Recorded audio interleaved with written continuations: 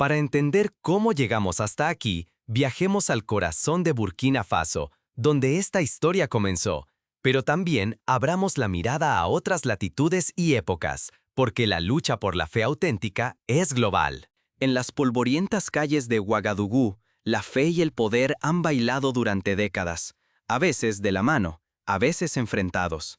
Pero algo estaba a punto de romper el silencio, algo que cambiaría el curso de la historia y demostraría que la verdad, por dolorosa que sea, puede ser el primer paso hacia la libertad.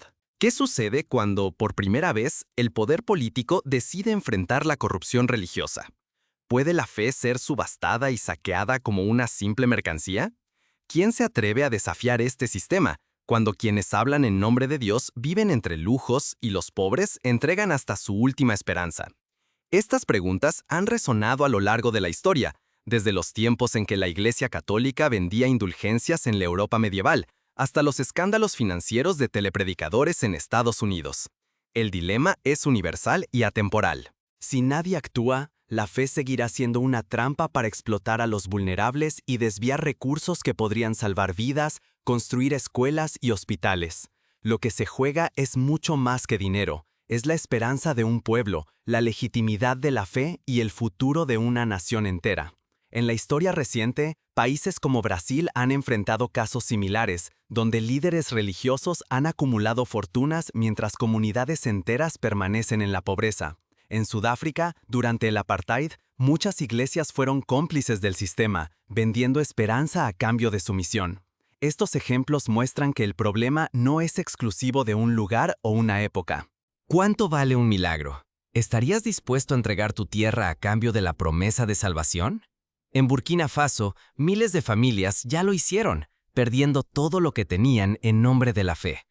Lo mismo sucedió en la Edad Media Europea, cuando campesinos hipotecaron sus cosechas y sus pocas posesiones para pagar indulgencias y reliquias, creyendo que así asegurarían un lugar en el cielo. En América Latina, durante los años 70 y 80, comunidades enteras entregaron sus ahorros a líderes carismáticos que prometían prosperidad divina. Escucha la historia de Mamadou. Él vendió las últimas vacas de su familia y firmó la cesión de su parcela. Un pastor le prometió que Dios le devolvería el doble en bendiciones. Pero cuando la sequía llegó, la cosecha nunca regresó. Mamadou terminó sin tierra, sin comida y con sus hijos fuera de la escuela. Su historia es un eco de tantas otras. En Nigeria, una familia vendió su pequeña tienda para financiar la construcción de un templo, pero la promesa de trabajo nunca se cumplió. ¿Y si el milagro más grande no fuera curar cuerpos, sino liberar la fe del control de los poderosos? Imagina por un momento que al amanecer el presidente Traoré entra a una iglesia abarrotada. Con gesto firme y decidido, revela una cámara secreta. De su interior brotan lingotes de oro, anillos de diamantes y montañas de billetes, el auténtico botín oculto en la casa de Dios. El aire queda suspendido. El silencio hiela a los presentes, congelando el tiempo. Lo sagrado queda expuesto como un simple negocio de élites, una fachada tras la cual se esconde el verdadero rostro de la corrupción. La noticia estalla. Templos que prometían consuelo, que ofrecían refugio espiritual y esperanza, escondían fortunas incalculables. No solo han robado riqueza material, han asaltado la fe y la confianza de millones de personas humildes, cada una de ellas con su propia historia de sacrificio y esperanza rota. No es una excepción.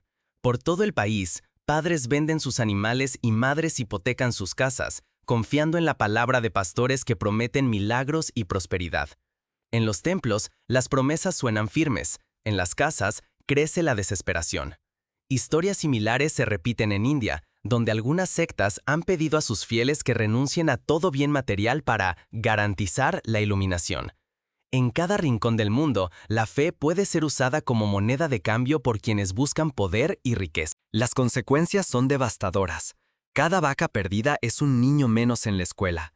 Cada hectárea cedida empuja a una familia hacia la pobreza. La esperanza se desvanece, mientras los líderes espirituales se enriquecen, y el pueblo se pregunta si la salvación solo está al alcance de quienes pueden pagar.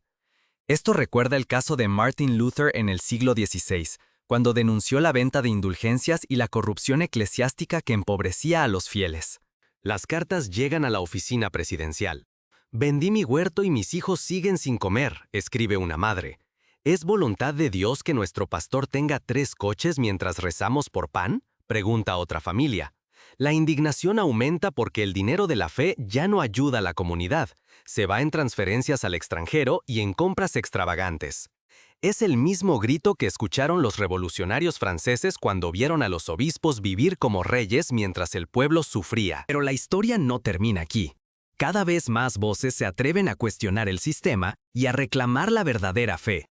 En Brasil, en los años 90, movimientos como la Teología de la Liberación buscaron devolver la fe a las comunidades, enfrentándose a jerarquías opulentas.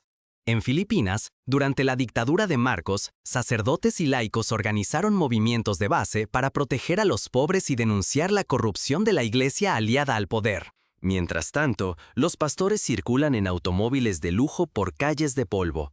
Sus mansiones se esconden tras muros altos y sus cuentas crecen en bancos lejanos. El contraste es brutal. Un pueblo hambriento y líderes religiosos rodeados de lujos imposibles de explicar solo con donaciones. Lo vimos en la Roma de los Borgia, donde los papas vivían en opulencia mientras el pueblo moría de hambre.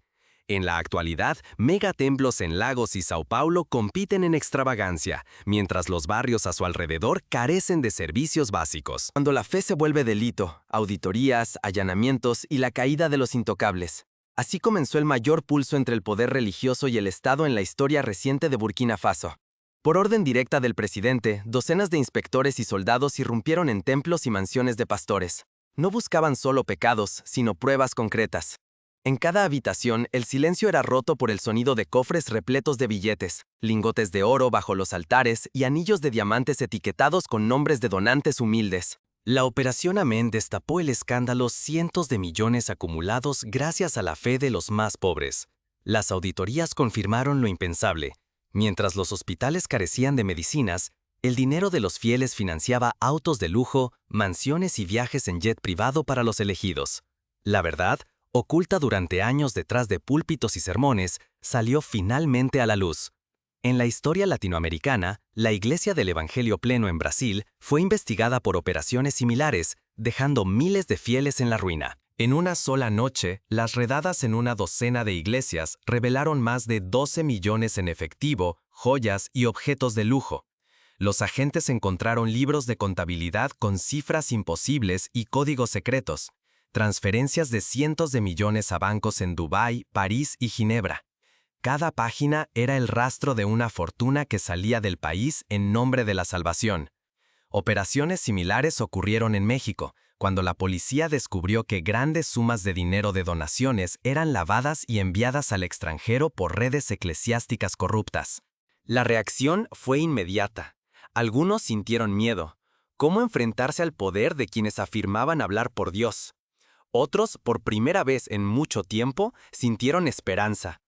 En mercados y plazas, la gente susurraba, ya no tienen miedo. En los barrios más pobres nació una consigna, la fe no es un negocio, es un derecho. Es el mismo espíritu que animó a las comunidades campesinas de El Salvador en los 80, cuando decidieron organizarse para exigir justicia a las autoridades religiosas y políticas. Aún así, la decisión estaba tomada. Devolver la fe y los recursos al pueblo era más importante que el miedo. Se abría una nueva etapa, donde la verdad y el valor podían transformar la historia de toda una nación. En Sudáfrica, tras el apartheid, líderes como Desmond Tutu predicaron que la verdad era la única base para la reconciliación, aunque doliera. La lección es clara. El coraje colectivo es la llave de la transformación. Pero el verdadero campo de batalla aún no había terminado de definirse. El siguiente movimiento, impredecible, pondría a prueba la unidad del país y la fe de su gente. En Ucrania, tras la independencia, la Iglesia Ortodoxa vivió una transformación similar, debatiendo entre sus lazos históricos con el poder y la necesidad de servir a la comunidad. Pero este desafío traía un precio. Los líderes religiosos no tardaron en acusar al gobierno de persecución. Se temía violencia, incluso desestabilización nacional. Muchos ministros dudaron, alertas al riesgo de enfrentar a quienes podían manipular millones de conciencias. En la Revolución Francesa, la expropiación de bienes eclesiásticos también generó conflictos y revueltas. El precio de la transparencia suele ser la resistencia de los privilegiados. Frente a las cámaras y al pueblo reunido, el presidente fue tajante. Si un pastor es más rico que un hospital, eso no es fe, es crimen. Con esas palabras, el gobierno rompía la alianza sagrada entre religión y poder, cansado de ver a los desposeídos entregar sus tierras y sus hijos a cambio de promesas vacías. En la historia universal, el ejemplo de Enrique VIII en Inglaterra muestra cómo el Estado puede desafiar a la Iglesia cuando ésta se convierte en un obstáculo para el bienestar social. Aunque ese proceso fue violento y complejo, sentó las bases para separar la fe del poder absoluto. Cuando la fe deja de ser mercancía, ¿qué puede construir una sociedad cuando solo cuenta con sus propias manos y voluntad?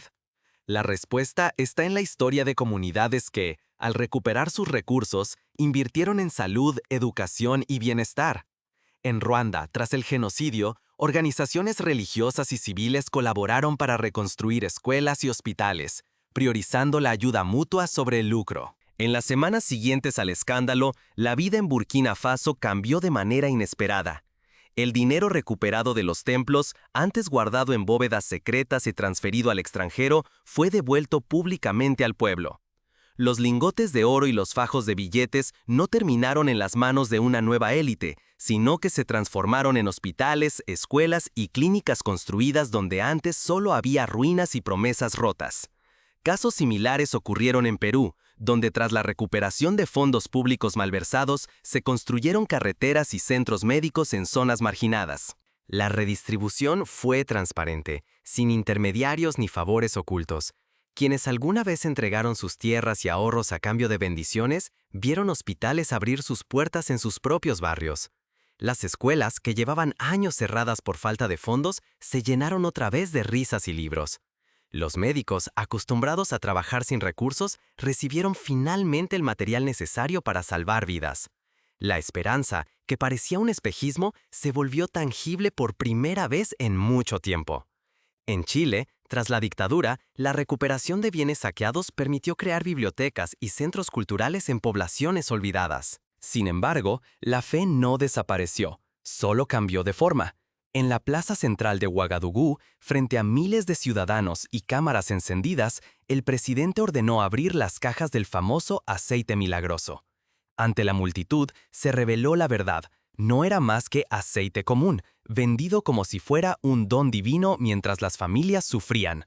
La mentira quedó al descubierto, y el rumor se propagó por aldeas y ciudades como un fuego purificador.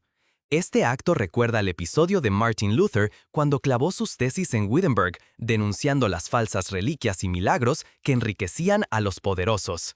La reacción fue intensa. Muchos fieles sintieron rabia, vergüenza y también alivio. Por primera vez, dejaron atrás el miedo a la condena y comenzaron a organizarse. Surgieron proyectos comunitarios, pequeños hospitales gestionados por vecinos, capillas modestas donde la oración era gratuita y la ayuda mutua. Las manos que antes daban limosna ahora construían futuro y dignidad.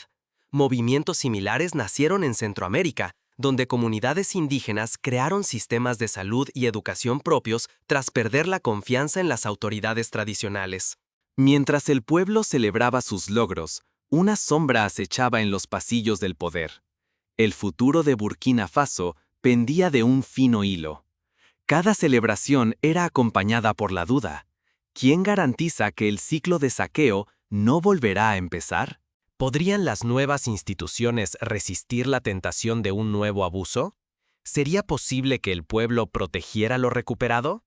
El temor persistía, que la confianza renacida se perdiera o que, una vez más, el poder corrompiera los sueños colectivos. En Polonia, tras la caída del comunismo, la Iglesia enfrentó el reto de no repetir los errores del pasado y de mantener la transparencia y la humildad. En un discurso que quedaría para la historia, el presidente Traoré habló con claridad. La fe verdadera no esclaviza ni vacía los bolsillos del pobre. La fe auténtica da vida, no cadenas. Que nunca más se use el nombre de Dios para robar la dignidad del pueblo. Sus palabras encendieron una llama de confianza renovada, aunque todos sabían que el peligro no había desaparecido.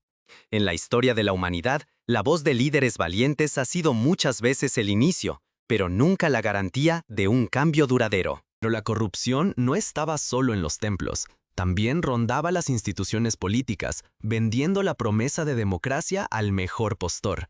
En Guatemala, tras la firma de la paz, se descubrió que parte de los fondos internacionales eran desviados por funcionarios y líderes religiosos para beneficio personal. En todos los rincones del mundo, la vigilancia ciudadana es el mejor antídoto contra el abuso. Si la fe ya no escoge presidentes, ¿puede un pueblo, al fin, elegir su propio destino? La historia enseña que la separación entre Iglesia y Estado ha sido, en muchos casos, la clave para sociedades más justas. En Francia, la laicidad permitió que la educación, la salud y la justicia se volvieran bienes públicos, no privilegios de unos pocos. El presidente de Burkina Faso tomó una decisión sin precedentes. Prohibió cualquier uso de la religión en campañas políticas. Con un solo decreto, la fe dejó de ser un instrumento de las élites y regresó a las manos del pueblo. A partir de ese día, ningún político pudo esconderse tras sermones ni prometer milagros a cambio de votos. En Turquía, a principios del siglo XX, reformas similares buscaron modernizar el país y proteger al Estado de la manipulación religiosa. La noticia desató discusiones encendidas dentro y fuera del país. Para algunos, era un ataque frontal a la libertad religiosa. Para otros, la primera señal auténtica de democracia en décadas. Medios internacionales, expertos y ciudadanos debatieron si era posible separar la fe genuina del poder y si el fin de la manipulación marcaba el nacimiento de una nueva era para África Occidental.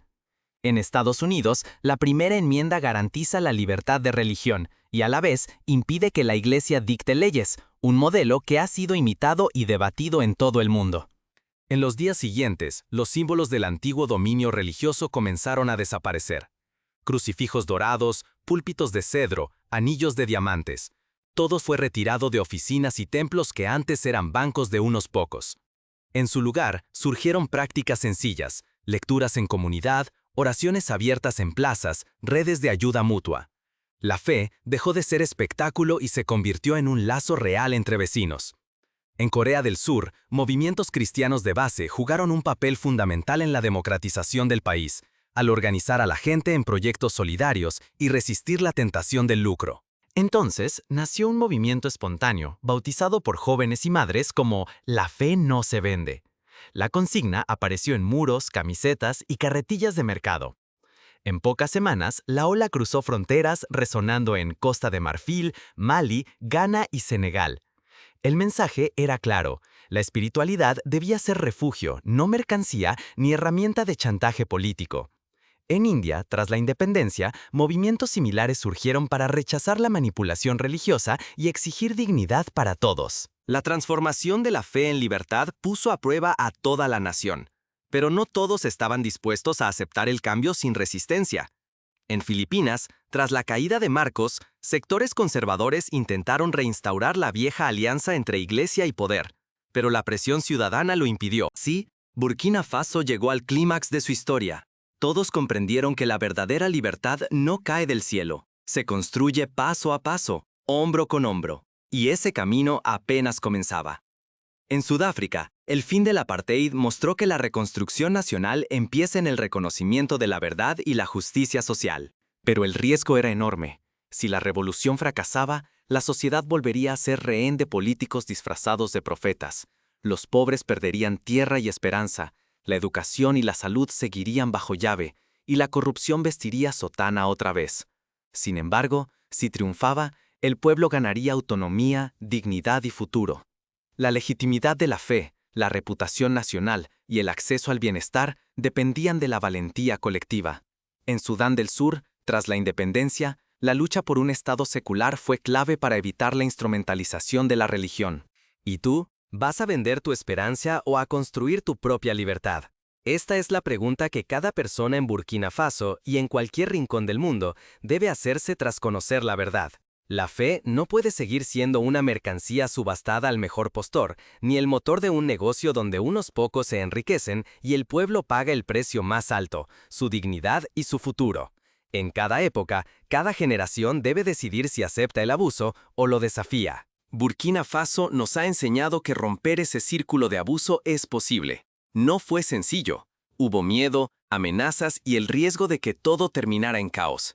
Pero el valor de quienes decidieron mirar detrás de la cortina, de quienes se atrevieron a exigir cuentas a los poderosos, encendió una chispa de esperanza. Esa esperanza no se compra ni se vende, se construye, con verdad y justicia. En Sudáfrica, la Comisión de la Verdad y la Reconciliación demostró que la única manera de sanar es enfrentar los crímenes del pasado. Cuando dejamos de preguntar quién maneja la fe, cuando aceptamos sin cuestionar que nos pidan nuestras tierras, nuestro trabajo y hasta la comida de nuestros hijos, lo que perdemos no es solo dinero, perdemos el derecho a decidir. Cedemos la libertad de creer de manera auténtica y sacrificamos nuestra dignidad por promesas vacías, perfumadas de incienso y oro. En la historia reciente de Chile, la sociedad civil se organizó para fiscalizar los fondos de la Iglesia y exigir transparencia, logrando cambios importantes. Ahora la responsabilidad es tuya. ¿Elegirás el silencio cómodo o te atreverás a hacer preguntas incómodas? ¿Serás parte de quienes defienden el derecho colectivo a creer o dejarás que la fe siga siendo una herramienta de control político y económico? Cada persona puede hacer la diferencia, organizando foros comunitarios, exigiendo transparencia en las finanzas religiosas, apoyando proyectos de ayuda mutua y educando a los más jóvenes en el valor de la verdad. ¿Estás listo para ser parte de ese milagro? Cada vez que eliges no preguntar, cada vez que aceptas que otros hablen en nombre de Dios para su propio beneficio, renuncias a algo profundo. El silencio de hoy puede convertirse en la esclavitud de mañana. La dignidad, una vez perdida, solo se recupera luchando y exigiendo transparencia. En Canadá, tras los escándalos de abusos y encubrimientos, la presión de la sociedad civil logró reformas en las instituciones religiosas y mayor protección para los vulnerables. La historia de Burkina Faso no acaba aquí. Apenas comienza. Cuando un pueblo recupera el control de su fe, recupera también la capacidad de transformar su sociedad. La pregunta ahora es, ¿qué harás tú con esa verdad? Puedes empezar por informarte, exigir rendición de cuentas y participar activamente en la construcción de una fe genuina y una sociedad más justa. El milagro no está en el oro, ni en el aceite, ni en los billetes escondidos. El milagro es la conciencia colectiva despertando y el pueblo decidiendo su propio destino.